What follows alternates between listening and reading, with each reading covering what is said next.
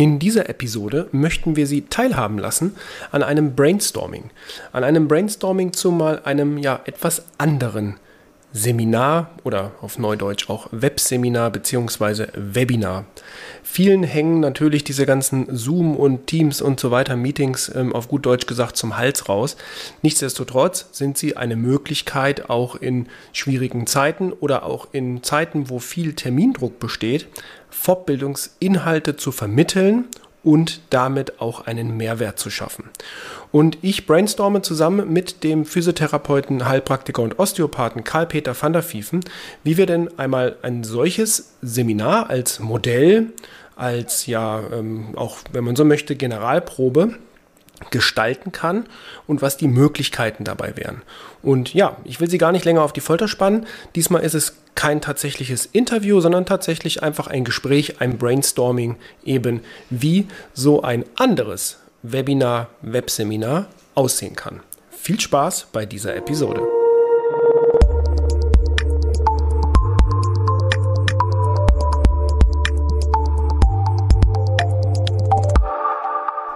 So, herzlich willkommen in unserem neuen Interview. Interview soll es eigentlich nicht sein, sondern ein schönes, lockeres Gespräch an einem Montagabend. Und dazu begrüße ich ganz herzlich Karl-Peter van der Vieven, beziehungsweise Kalle, und freue mich, dass wir die Zeit gefunden haben, diese Episode, diesen Podcast aufzunehmen. Also, schönen guten Abend und hallo Kalle.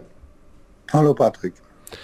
Kalle, wir kennen uns ja nur schon, ich kann sagen, viele, viele Jahre. Vielleicht stellst du dich mal ganz kurz den Zuhörern vor, damit wir danach direkt ins Thema einsteigen können und auch super genial darstellen können, was eigentlich das heutige Thema ist. Ja, hallo zusammen. Mein Name ist Kalle van der Vieven, Karl-Peter van der Vieven. Ich bin jetzt seit fast 30 Jahren selbstständig in eigener Praxis, arbeite mit der Mikrostromtherapie seit 2005. Habe einige Seminare für BCR-Therapie gegeben und für Luxamed. Dann fielen viele eigene Sachen an mit neuer Praxis und neuem Aufbau.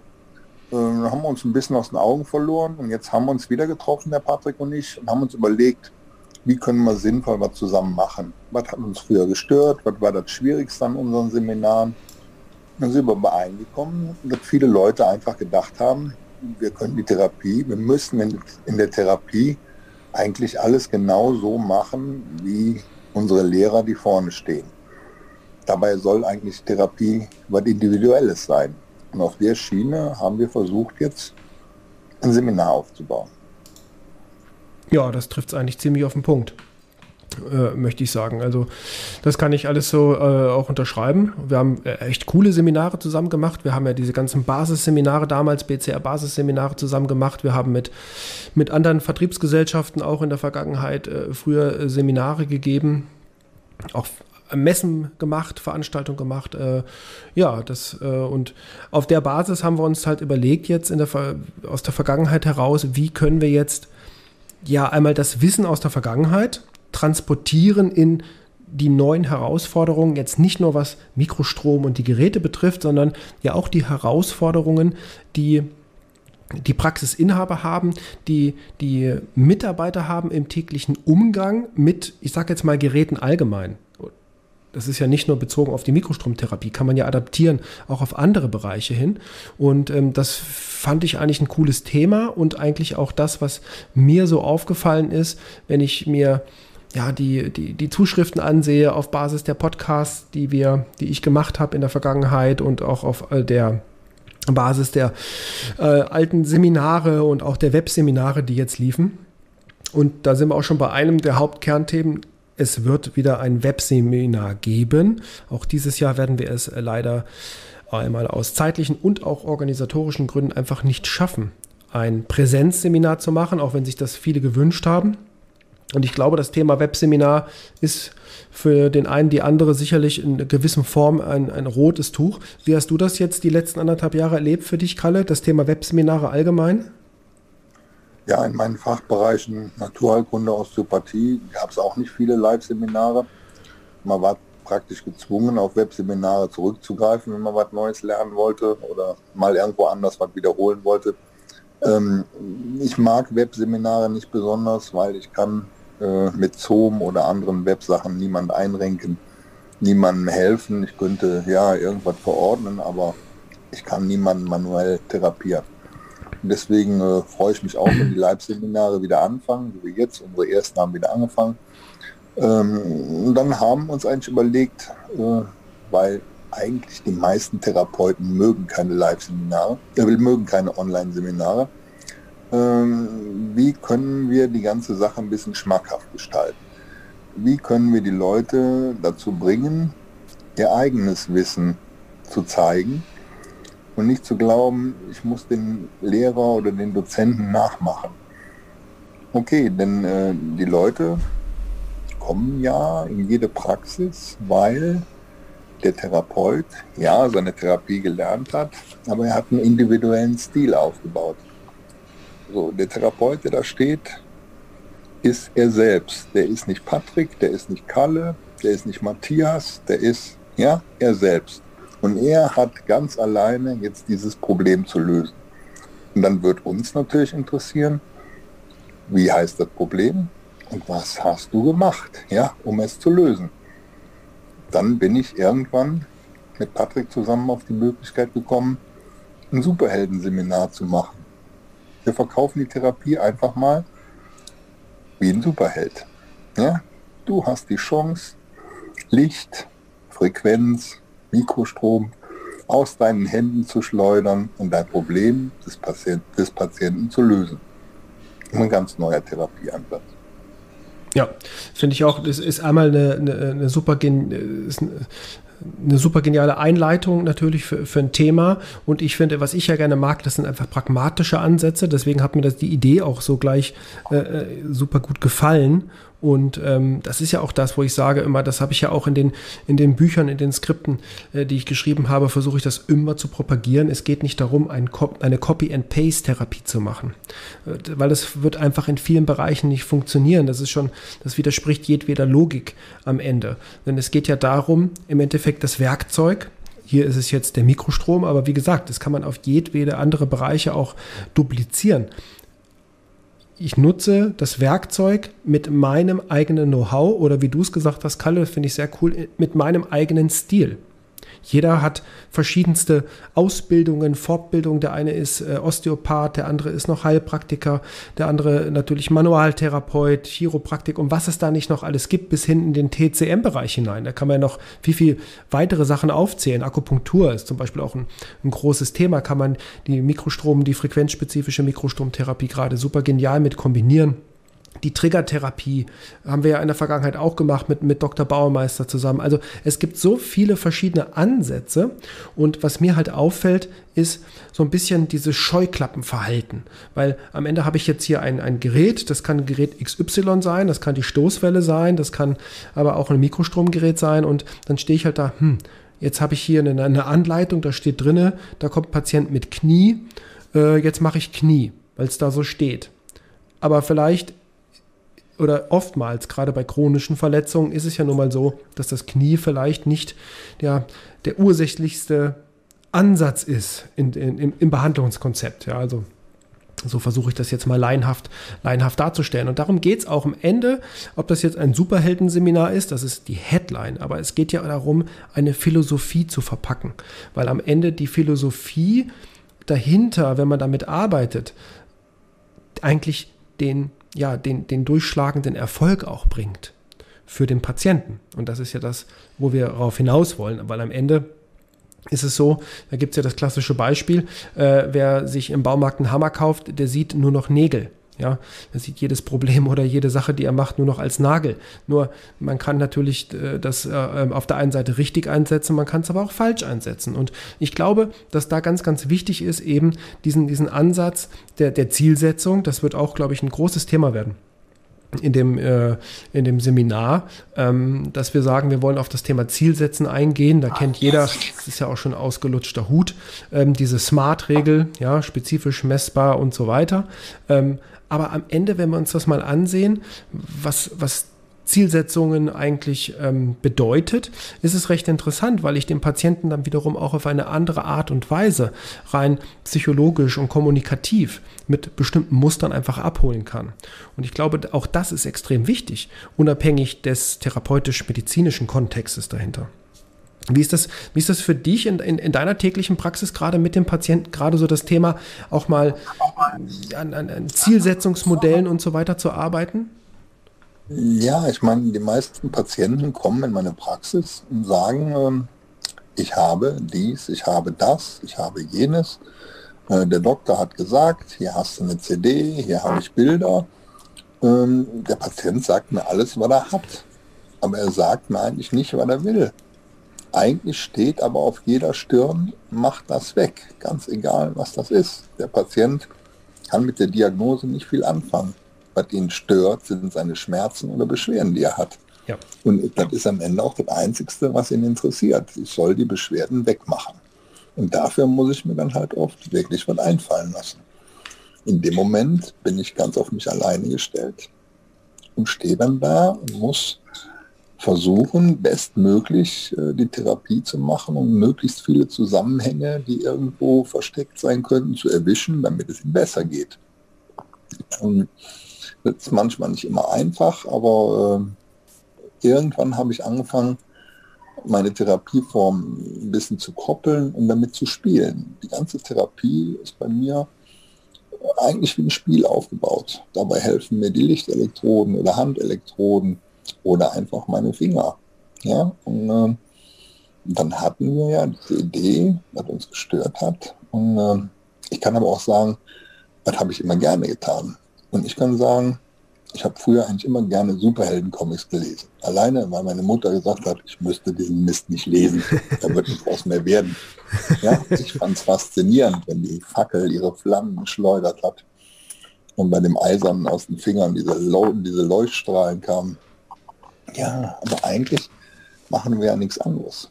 Und wer sich ein bisschen sein kindliches Gemüt behalten hat und wie die Kinoerfolge der ganzen Superhelden, die ja mittlerweile in allen möglichen Varianten verfilmt worden sind,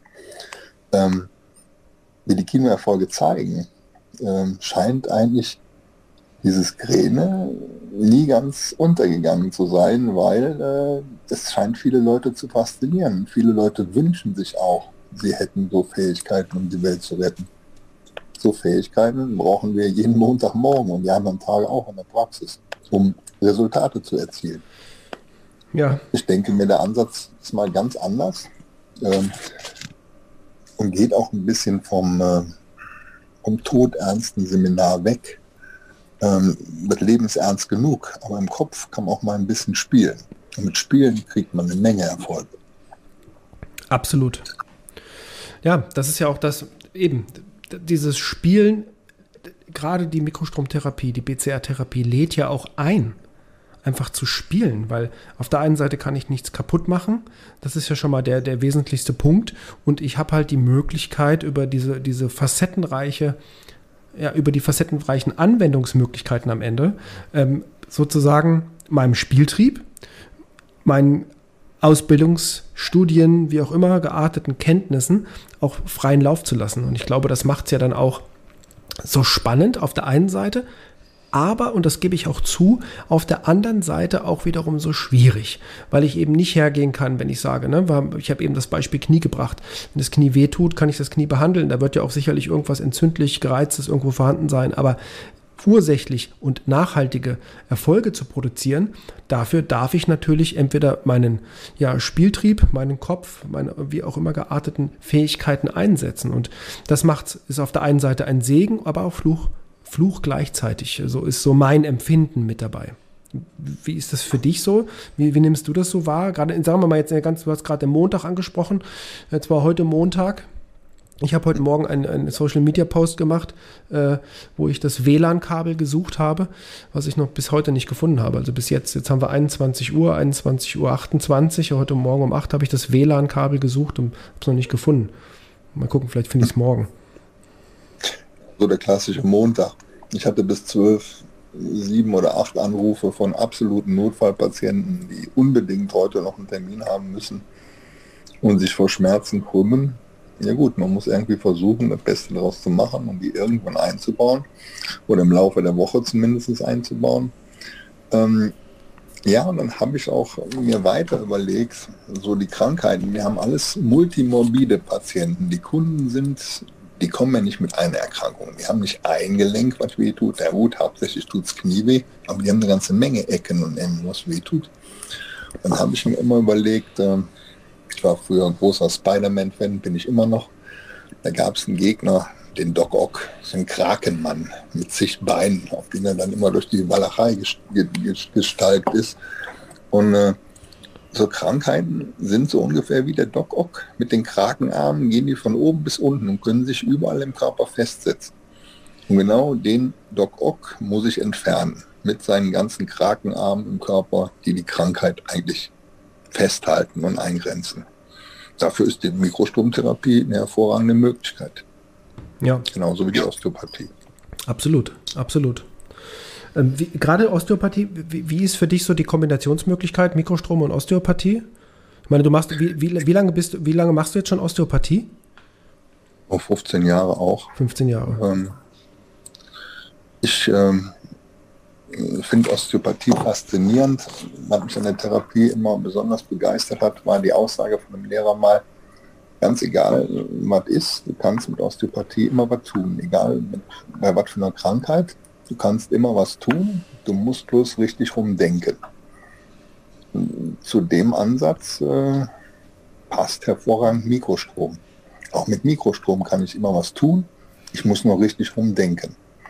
Das Denken zwischen Osteopathie und Mikrostrom ist nicht sehr unterschiedlich. Ja, ich setze den Mikrostrom gerne ein, weil ich manchmal mit Mikrostrom wesentlich schneller bin, als wenn ich alles mit Osteopathie mit meinen Händen machen muss. Matrix, Pischinger Räume, ja, alles entspannen. Da bin ich dann oft mit der Mikrostromtherapie schneller und kann in der Zeit dann auch schon mal jemanden anderen behandeln, während der andere Patient noch am Strom hängt.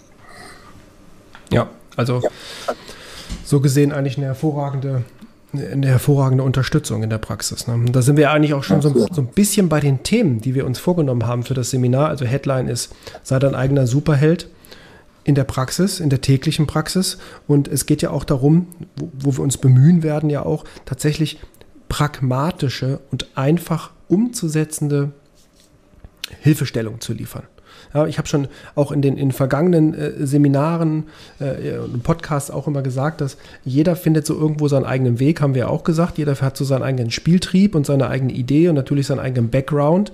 Aber irgendwo ist es dann so, und das sehe ich ja auch. Ich sehe, ich habe ein internes Anwenderforum, wo viele Fragen gestellt werden zu bestimmten Indikationsbereichen, zu bestimmten Patienten auch spezifisch. Und am Ende sehe ich, was für Antworten kommen und wie die Antworten auch umgesetzt werden. Dass jeder so ein bisschen seinen eigenen Weg schlussendlich geht, was super ist. Und macht das Ganze in meinen Augen auch so interessant und ja, spannend in der Anwendung. Und das zeigt ganz einfach, dass es viele Wege nach Rom gibt. Man ist auf dem einen Weg ein bisschen schneller, auf dem anderen ein bisschen langsamer, aber am Ende steht das Ziel und die Etappen dazwischen, also die kleinen Zwischenziele mit den Patienten. Das ist so meine Wahrnehmung in dem Ganzen. Und es zeigt sich ganz einfach nicht nur im Forum, sondern ich mache ja auch bin ja auch Leiter dieser Anwenderstudie zur Mikrostromtherapie, wo ich als Hersteller ganz einfach natürlich auch eine gesetzliche Verpflichtung habe, eine Nachweise zu bringen, eben zum Thema der Wirkung der Therapie. Und ja, sehe auch hier, dass ich so geniale Indikationsbereiche bekomme, wo die Therapie eingesetzt wird und wie die Wirkung ist, jetzt zum Beispiel bemessen ganz plakativ auf der visuellen Analogskala. Und es ist genial, ne? Auf was für Ideen halt auch Anwender kommen. Wenn sie probieren, so ein bisschen da am Anfang über ihren Schatten zu springen, ist es also auf jeden Fall super spannend zu sehen. Also ich würde mir wünschen, und ich kann mir auch gut vorstellen, dass das funktioniert, dass jeder Teilnehmer an dem Seminar was Besonderes für sich mitnimmt.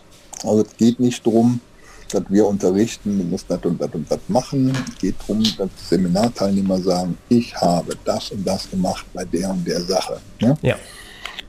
Mich auch so ein bisschen fasziniert an Mikrostrom und Osteopathie. Und damit kann man auch wieder einen Bogen schlagen zu Superhelden. Ich verliere nicht gerne. Und wenn ich irgendwas nicht schaffe in der Praxis, ist das so ein bisschen wie eine kleine Niederlage. Ich werde dann immer versuchen, der Sache auf den Grund zu gehen. Manchmal muss ich dann auch weiterschicken, um mir ein anderes Untersuchungsergebnis zu holen oder nochmal was nachschauen zu lassen. Aber ich verliere nicht gerne. Ein Mikrostrom ist dann eine meiner Waffen, die ich einsetzen kann. Und am Ende halt die Belohnung, wenn die Leute sagen, das haben sie gut gemacht oder toll gemacht. Sie haben heilende Hände oder ja, ich komme wieder, ich empfehle sie weiter, ja, oder wie auch immer. Das ist eigentlich das, was wir uns alle wünschen. Keiner verliert gerne und die Patienten kommen nicht mehr, weil man keinen Erfolg hat. Ja, das ist, wenn ich mal so ein bisschen, mal das Ganze auch ein bisschen provokativ darstellen will, hatte ich auch schon in einem Podcast mit einem Interviewpartner, ich nenne jetzt keinen Namen, der sagt ganz einfach, naja, wenn eine Therapie, und das spielt gar keine Rolle, welche Therapie, mal nicht funktioniert, dann steht das Problem oder sieht man das Problem ganz häufig im Spiegel. Und das ist das schön, wie du das gesagt hast, mit der persönlichen Niederlage. Das ist ja auch so ein bisschen das. Und natürlich auch eine gewisse Form des Ehrgeizes, der geweckt wird in einem selbst. Wenn ich sage, naja, ich will jetzt einfach ein Ziel erreichen. Ich habe mir ein Ziel vielleicht mit dem Patienten zusammen vorgenommen, dies und das zu erreichen. Komme da jetzt vielleicht nicht hin. Dann ist ja wichtig auch zu gucken, wo habe ich jetzt vielleicht in meinem Prozess, kann ich gleich so ein bisschen vorwegnehmen, weil das ist auch so ein Thema, wird es werden innerhalb des Seminars. Ich möchte da gerne ein Modell vorstellen, kommt eigentlich aus einem ganz anderen Bereich, aus dem Bereich der Psychologie und Kommunikation, das sogenannte TOAD-Modell, Test, Operate, Test und Exit. Und das ist aber am Ende, glaube ich, eine geniale Entscheidungsstrategiehilfe, die man nutzen kann. Ja, dass ich habe eine Zielsetzung, ich mache einen Test, habe ich das Ziel erreicht? Überhaupt erstmal zu wissen, wann habe ich das Ziel eigentlich erreicht, ist ja schon für viele, die sich Ziele setzen, liegt das gar nicht im Fokus. Und das wird so eine der Bereiche auch sein, die ich gerne mitgeben möchte innerhalb des Seminars. Deswegen wird es tatsächlich auch ein bisschen ein anderes Seminar werden als die wir in der Vergangenheit gemacht haben, was ich auch gut finde. Und da bin ich sehr, sehr gespannt auch auf das Feedback am Ende. Wir begeben uns hier selber auf Neuland und sind dabei auch natürlich auf die Hilfe unserer Zuhörer angewiesen.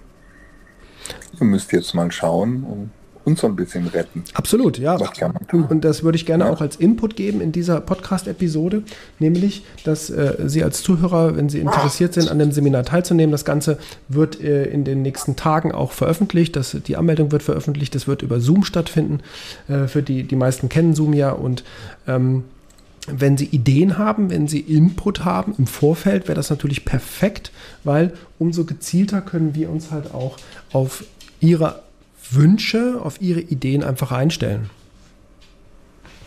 Ja, ich bin gespannt. Ja, super. Ich glaube, dann haben wir auch einen genialen Punkt eigentlich gefunden, um ja unser Gespräch, ich will gar nicht sagen Interview, denn das war es ja eigentlich auch nicht, war auch nicht geplant, soll es auch nicht sein, ein Gespräch, ein Brainstorming, ein öffentliches Brainstorming und das finde ich sehr, sehr cool. Sollte ich, glaube ich, auch öfters machen. Bin mal gespannt auf das Feedback zu dieser Episode, aber ich glaube, das ist eine coole Sache. Fände ich bei Podcasts auch genial, das öfters zu hören, als immer nur dieses klassische Frage-Antwort-Spiel in den Interviews. Ja, fand ich total spannend. Ich fand es total nett. Genial. Vielen, vielen Dank auf jeden Fall, Kalle. Einmal für die Zeit und für den Input, den du gegeben hast. Und für den Zuhörer noch ganz kurz der Hinweis, wir werden einmal den Link zum Seminar, zur Anmeldung zu diesem Seminar in den Shownotes veröffentlichen. Und ja, das Ganze natürlich auch auf unserer Internetseite auf www.luxamed.de. Ja, ich wüsste auch niemanden, der bis jetzt so ein Seminar angeboten hätte. Habe ich auch noch nicht gesehen. Komplettes Neuland, ein kompletter Versuch, der hoffentlich erfolgreich einschlägt. Und wir haben nichts dagegen, wenn der Versuch richtig durchstartet und auch durchs Dach geht. Nein, da sind wir auf jeden Fall, da fürchten wir uns nicht vor. Sehr cool. Ja, dann noch einmal ganz herzlichen Dank, Kalle, für die Zeit. Bitte. Und ich freue mich, es ist ja auch schon bald soweit, wenn wir so wollen, fast in knapp 4 Wochen.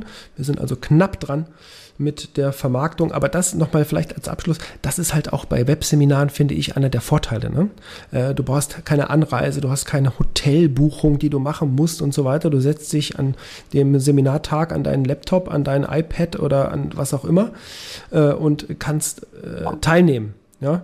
In Flipflops und Badehose. Wenn du die Kamera auslässt, die eigene Kamera ist ja für das Seminar gar nicht wichtig. Von daher, das finde ich, hat dann schon auch einen gewissen Charme auf der einen Seite. So. Aber gut, dann sage ich vielen Dank für die Geduld.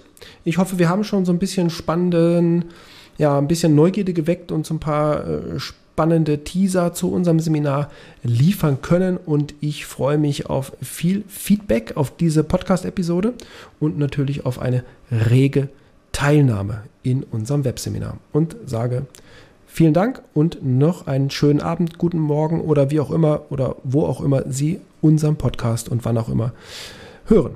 Bis dahin, vielen Dank und ciao. Wollen wir auch, schöne Zeit. Bis dann. Das war's auch schon wieder mit dieser Episode der Luxamed GmbH. Und wenn Sie Informationen möchten zu diesem eben gebrainstormten Seminar, zu diesem Seminarformat, gehen Sie in die Shownotes, da finden Sie den Link direkt bei uns auf die Internetseite. Da finden Sie alle weiteren Informationen zu unserem Webseminar. In dem Sinn sage ich vielen Dank fürs Einschalten, vielen Dank fürs Zuhören und bis zum nächsten Mal.